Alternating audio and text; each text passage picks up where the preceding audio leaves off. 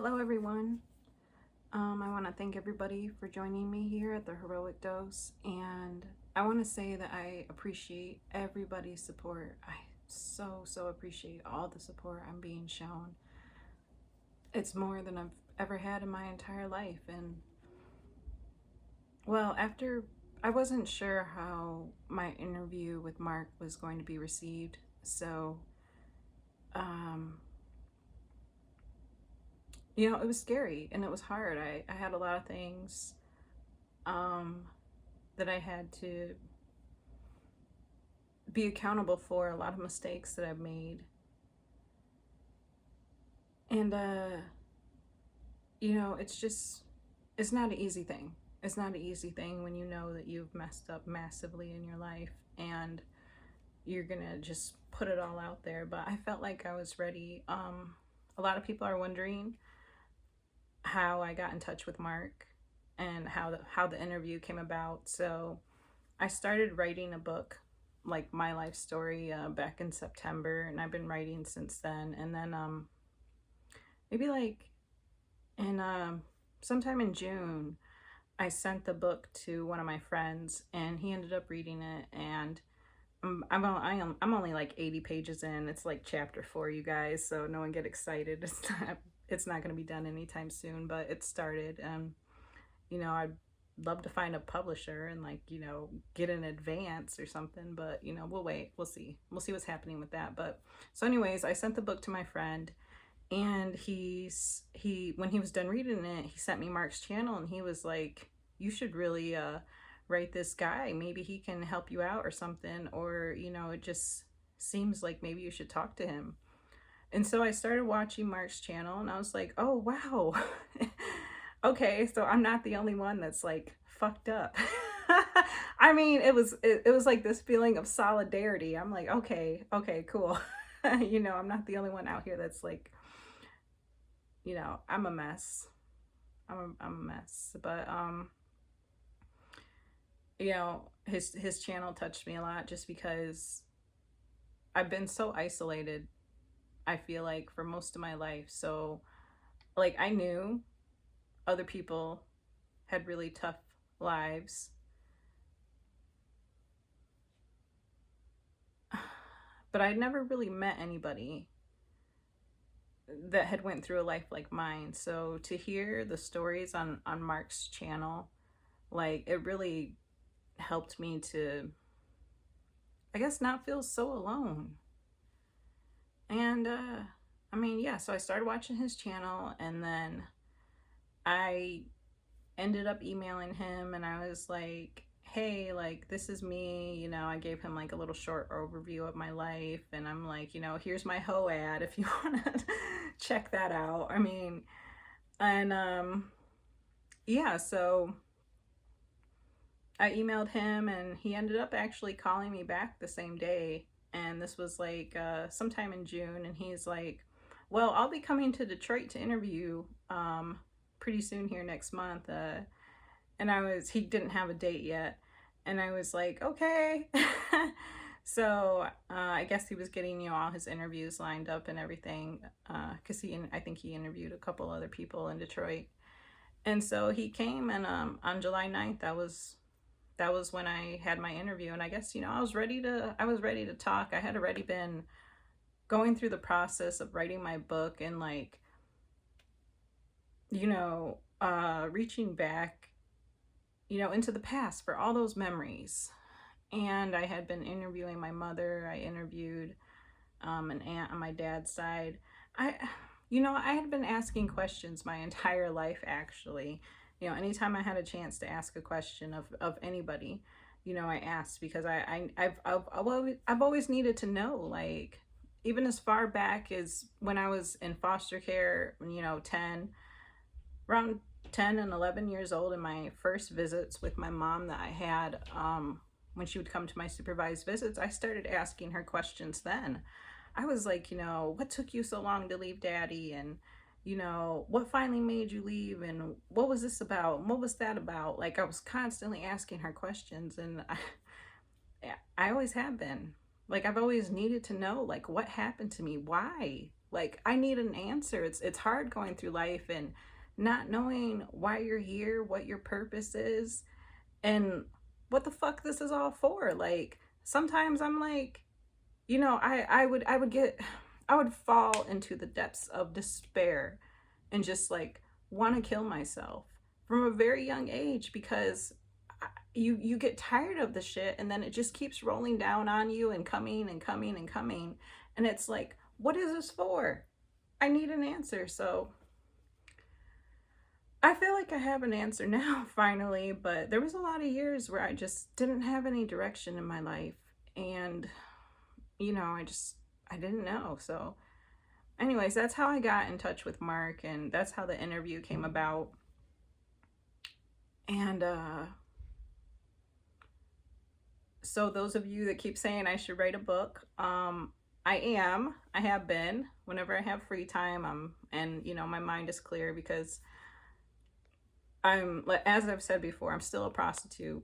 I'm still involved in a couple other things as well, and it's hard. It's a hard life, and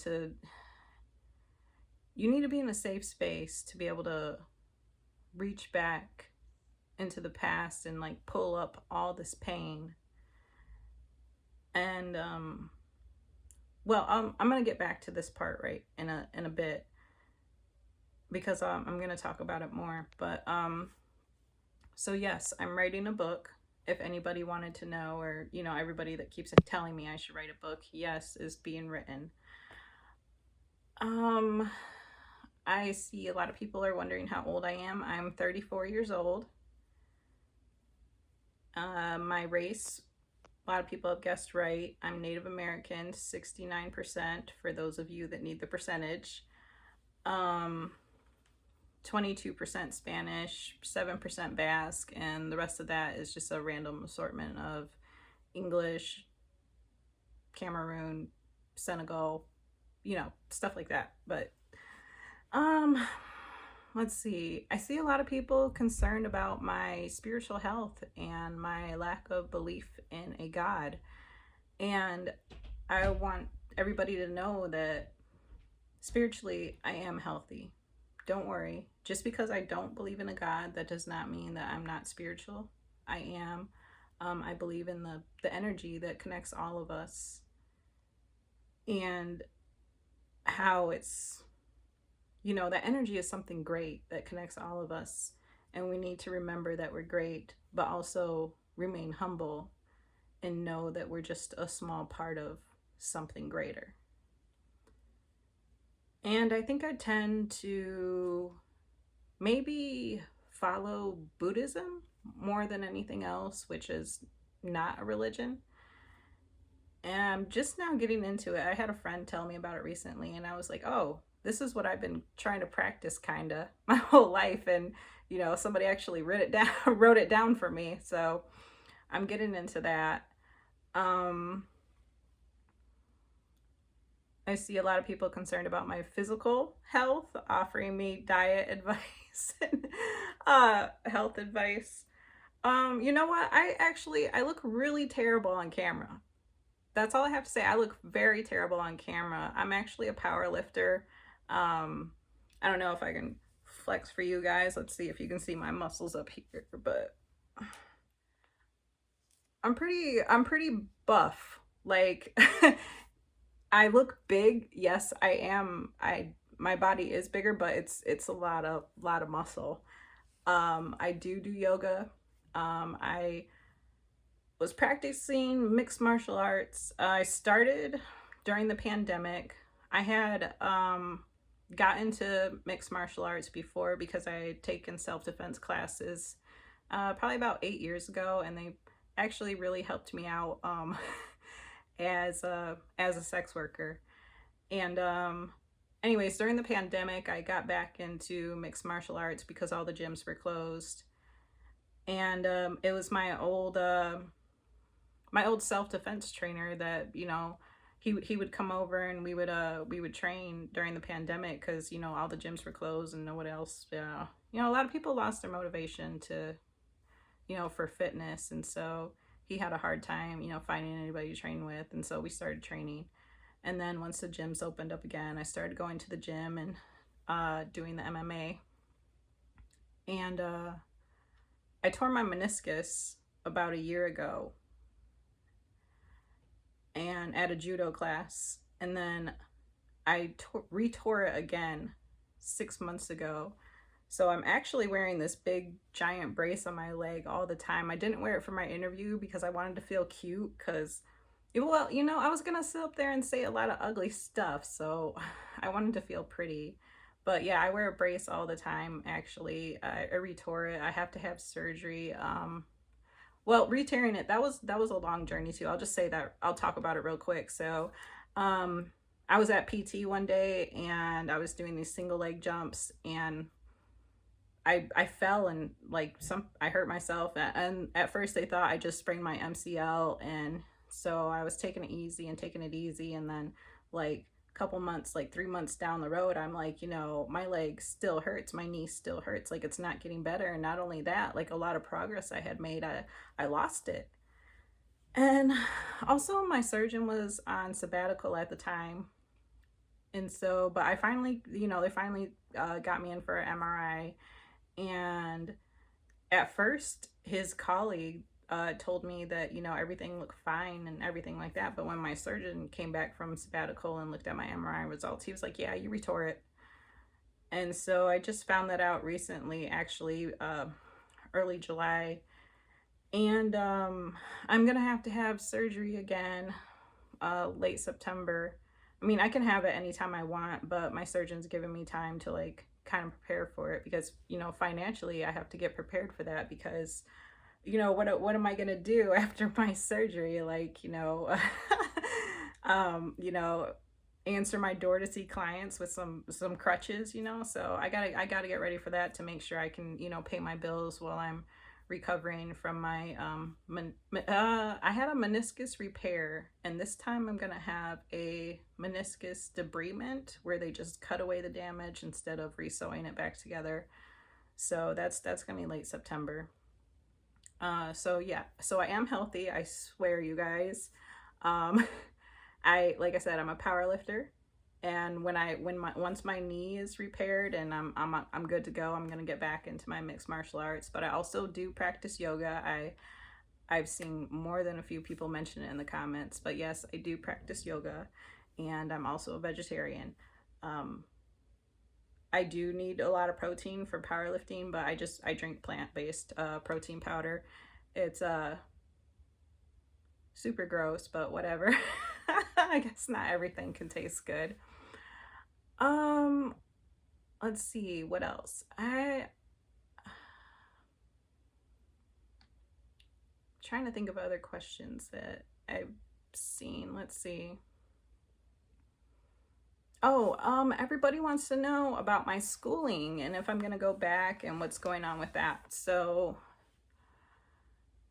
I dropped out when I was a pre-med student. So mind you, I did not get into medical school. I was still doing my general studies and then just doing like a shit ton of math and science and stuff. And I dropped out in my second year, and it was tough. It was tough at the time when I dropped out because, I was going to school during the day when my kids were at school, and then I would pick them up from school, and then the evening, I had to do my homework. And when you have math and science homework, that's a lot of homework. Like, it really is.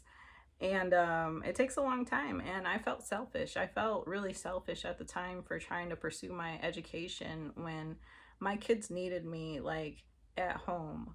And when I was at home, they needed me to be there and present because all they had was me. So it's like, I can't do my schoolwork and make dinner and pay attention to my young children and do the laundry and run errands and do everything I'm supposed to do. I didn't feel like I could do it. And like I said, I just felt like it wasn't fair to my kids that my head was always, stuck in my school books instead of paying attention to them. So, and then I was trying to work third shift at the same time as well. And I have narcolepsy. That's affected my life greatly concerning, what I can do. Like, people would say, why don't you just go get a job? Uh, Well, I have narcolepsy. Nobody's gonna pay me to take a nap on their clock. Like, it's just not gonna work. I'm always gonna need to make my own money. I'm always gonna need to work for myself. Like, yeah, I've had dreams, but I guess they were, I mean, I know I could do it. I feel like I can do anything, but I think I need to set my life up in a way that's, best for what I know I can handle, and I can be at my best all the time. And narcolepsy is crazy. For those of you don't know what it is, I fall asleep all the time. I need extra sleep all the time because when I sleep at night, I only go into the REM phase of sleeping. That is the dream state phase. After that comes the deep sleep phase, and I never ever go into the deep sleep phase, so I never get that really restful sleep. That's why people with narcolepsy, fall asleep during the day and fall asleep suddenly, because we're kind of sleep deprived. I'm sleep deprived all the time. So, that's, when it comes to pursuing what employment and education, like, I have to take that into account, like what I'm going to do with my life. So it's headed in a different direction. Like I said, right now I guess, still a prostitute, sex worker, escort, whatever you want to call it. I got a couple other things going on that I'd rather not talk about. And so I guess let me get back to the pandemic. So when the pandemic happened, I stopped escorting and prostituting like immediately. It was the day here in Michigan that they shut down all of the restaurants and the schools. And I packed it up too, and I was like, I don't know what I'm gonna do. I'm just gonna, I guess, sit here at home with my kids until I can figure something out. And so I sat at home for quite a while before I figured something out. And what I ended up doing was, so at this time during the pandemic, I was not a prostitute anymore. And the thing was like all those years that I was a prostitute, it'd been a decade at that point, like I felt trapped. I felt so trapped. Like I did not have an answer. I did not have a way out. So I was just like, you know what? I'm just going to make this money and take care of my kids and just be a mom for right now. And during the pandemic is when my daughter went to go live with her father. And then I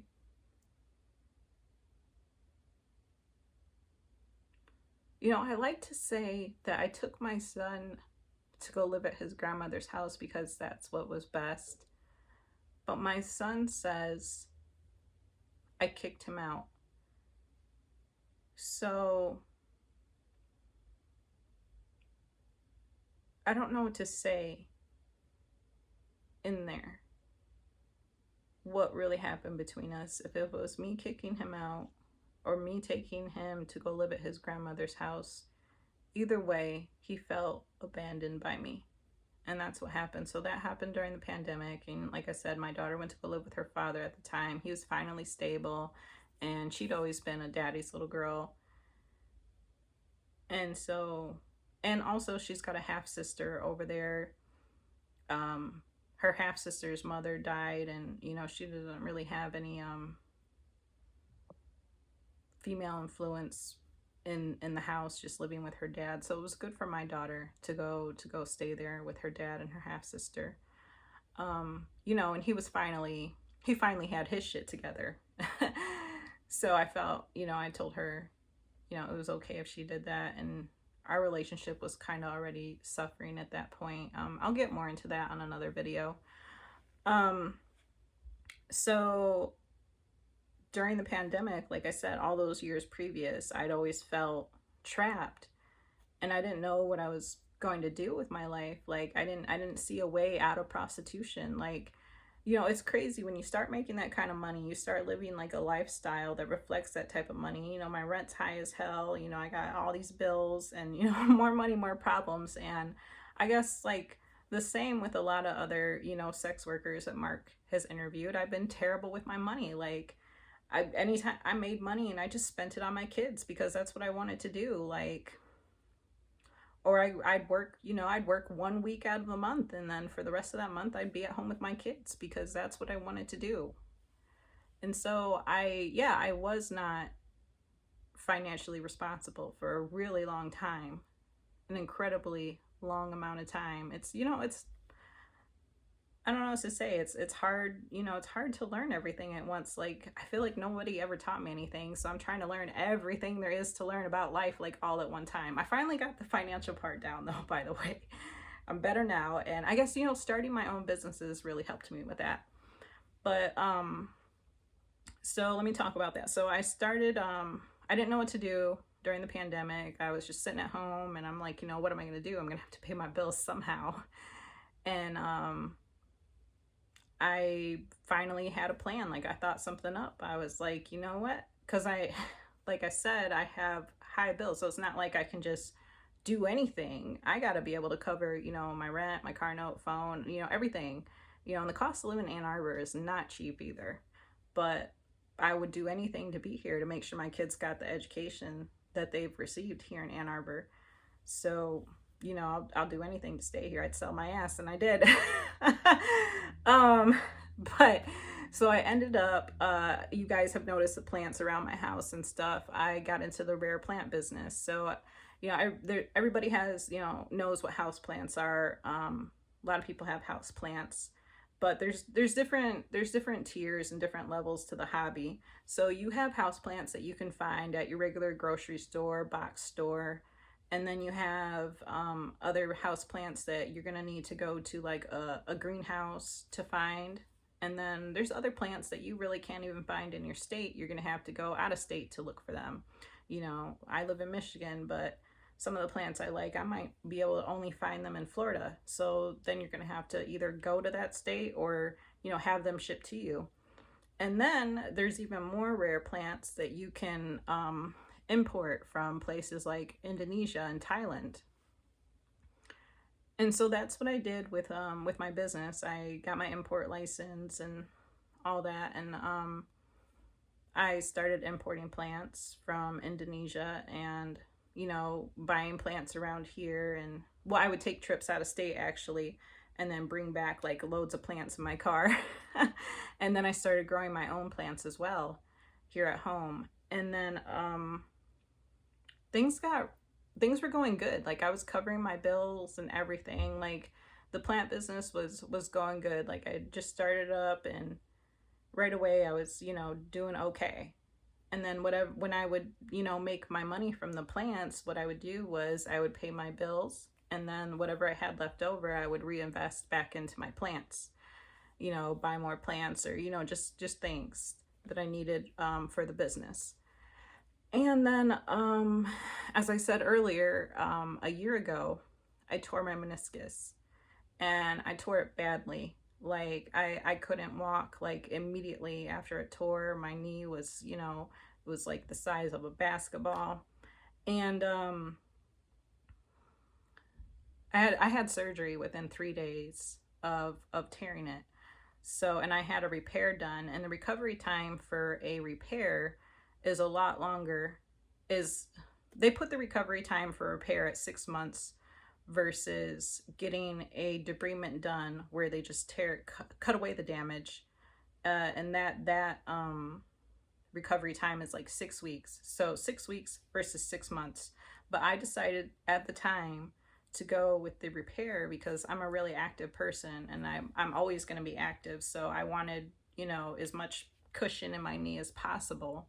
So I went with the repair, and during that time, like, I wasn't prepared for the financial fallout that was going to happen to me.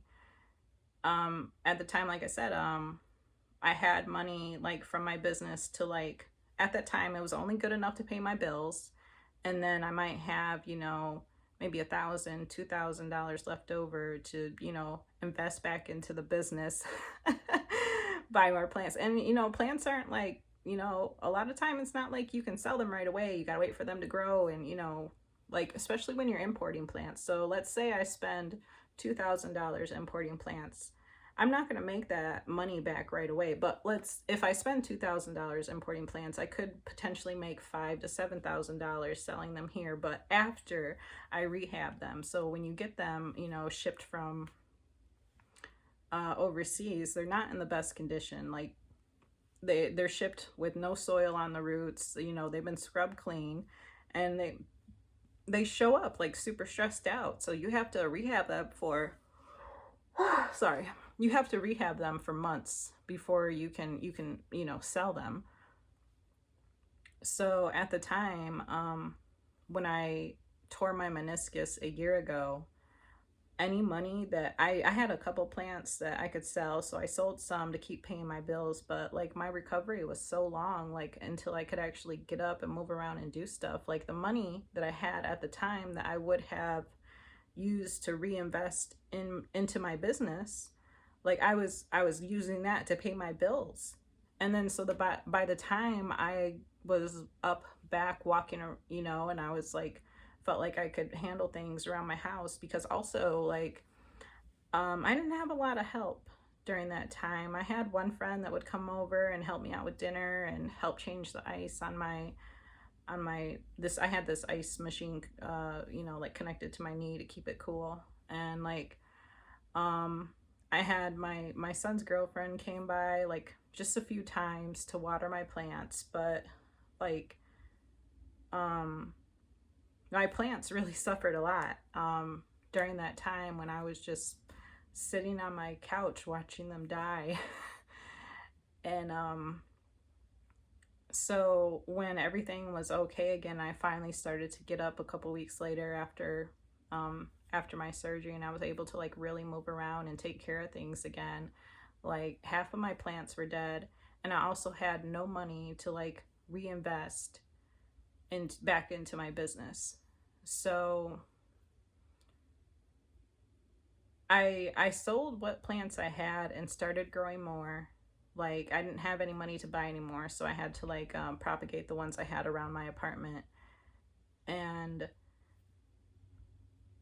I held on like as long as I could, because it was my first time like in a decade not being a prostitute anymore and actually making like legit money. And like I said, I held on as long as I could. And then I had to like just admit to myself that it wasn't going to work out, and like I have to go back to being a prostitute. I had tried to get away. I got away for a short time, almost 2 years, but it didn't work out. It didn't work out. And then